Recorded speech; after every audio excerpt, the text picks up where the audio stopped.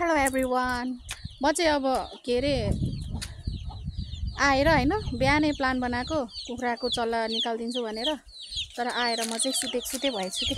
अहिले पनि झसङ्ग सम्झे यहाँ चल्लाहरू यिनीहरू अरू चल्लाहरू कराए के सानो अनि ओहो मैले त आज अर्को चल्ला पनि निकाल्नु पर्ने छ भन्ने हैन। त्यो भएर म चाहिँ यहाँनेरि चल्ला छ त्यो नयाँ निकालेको हो के आज, अनि त्यो चल्ला निकाल्नु जाँदैछु। अब चल्ला आगो निकालेको के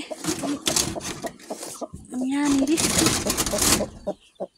यहाँ छ। अब यसलाई चाहिँ बाहिर निकालिदिँदैछु म। अब दुईटा चाहिँ खेर गएछ, अब अरू चाहिँ म निकाल्दैछु है।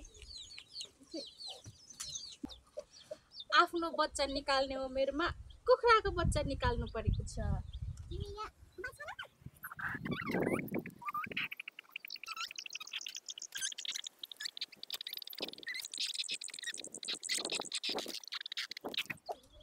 उहाँ चाहिँ हुनुहुन्छ 11वटा चल्लाको माउ। उहाँले 13वटा अन्डा थियो रहेछ, अनि उसले चाहिँ दुईटा चाहिँ खेर गयो, अनि 11वटा चाहिँ यहाँ के भनिस् के भनेको। यहाँ अरूहरू चाहिँ आउँछ हेर न, उसको माउलाई बोलाएको। आया यसले किन तानेको त्यसरी, चढ बचाऊ बचाऊ। यिनीहरूकै दाजु दिदी हो क्या।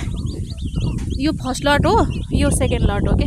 त्यो माउ त अलि अल्मलिरहेछ, उहाँलाई पनि बोकेर ल्याउनु पर्ने होला मैले अब हैन। अब यहाँ उहाँलाई चाहिँ बोकेरै लानुपर्ने भयो, नानीको पछि नआउनु भयो। यसलाई लगेर चारो दिनु पऱ्यो नि, नुहान गरिदिनु पऱ्यो नि। कस्तो के गरेको। यिनीहरूलाई चाहिँ यहाँ चारो दिइभ्यायो। यिनीहरू पनि यो मान्छेको जस्तै जन्मेपछि लङ टाइमसम्म सुत्छ कि क्या हो। यो चाहिँ कान्छो सन्तान रहेछ क्या र, चाहिँ सुते गर्छ। सिकाउँदैछ बच्चालाई चारो खुवाउनु। खाऊ खाऊ खाऊ। तिमीहरूको आजै भात खुवाइ सत खुवाइ सबै भयो। तिमीहरूको न्वारन बर्तमान सबै भयो तिमीहरूको। ओहो हावा कस्तो आएको। यता बस्ने होइन नि त, यसरी त भित्र बस्ने हो। तिमीहरूले मैले सिकाइदिनुपर्छ भन्नु जस्तो यसलाई पानी लिएर दिनु पऱ्यो। खाइ आइन्छ यहीँ खाइ आइ हो त्यहाँ सिका।